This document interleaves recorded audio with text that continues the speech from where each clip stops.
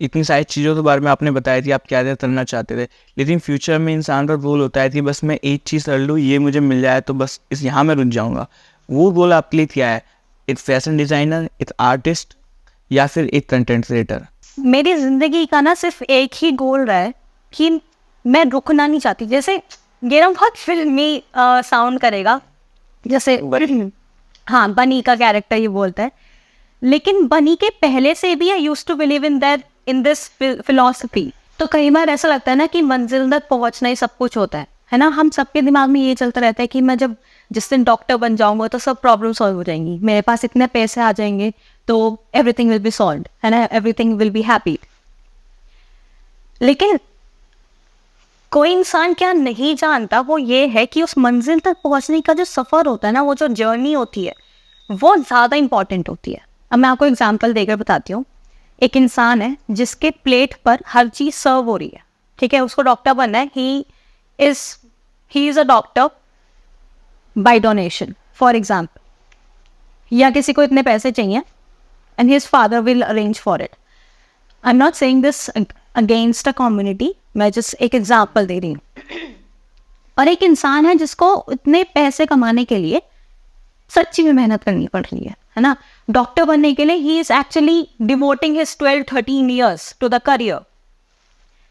तो जब वो डॉक्टर बनेगा ना, उसकी जो खुशी होगी, उसके जो चेहरे पर वो होगा कि अच्छा ये कमाने के लिए I have gone through this, वो खुशी ही कीमत होती है उसकी। उसकी पैसा कीमत नहीं होती किसी भी चीज़ पाने के लिए। जैसे जाकिर खान का एक इंटरव्यू आया था कुछ ही दिनों में, उन्होंने चीज़ बहुत खूबसूरती से बताई कि अगर मुझे कोई चीज़ चाहिए उसकी ये कीमत है, उसके लिए मैं इतना जब मेहनत करता हूँ ना, और जब मैं वो चीज़ पा लेता हूँ तब उसकी कीमत वो रह नहीं जाती। वो कीमत उसकी वो जर्नी थी, उस मुकाम तक पहुँचने की वो थी कीमत।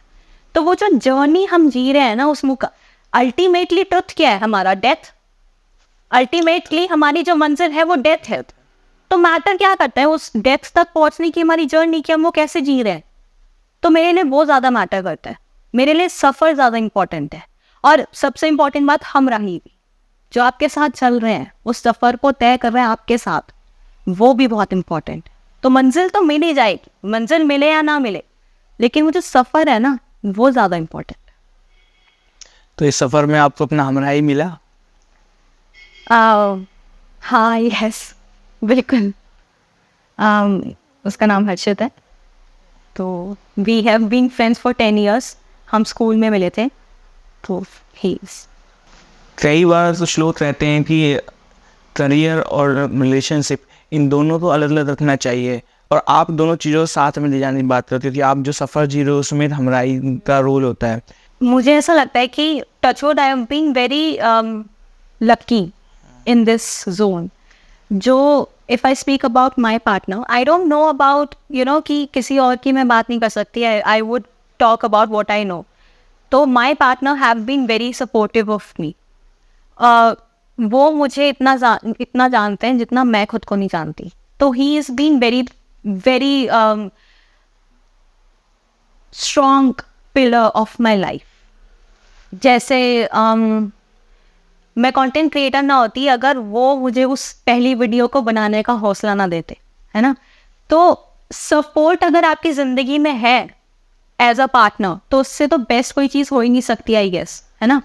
जैसे बोलते हैं ना कि हर एक काबिल आदमी के पीछे एक औरत का हाथ होता है।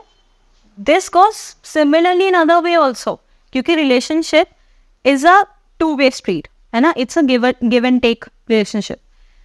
तो अगर आपके रिलेशनशिप में कोई सपोर्ट करने वाला है तो वो कहावत फिर औरतों के लिए भी सेम हो जाती है कि एक सक्सेसफुल औरत के पीछे एक आदमी का हाथ हो रहा है। तो आई गेस उसमें तो हर चीज़ कोई बात है। दिक्कत ही नहीं, बिल्कुल।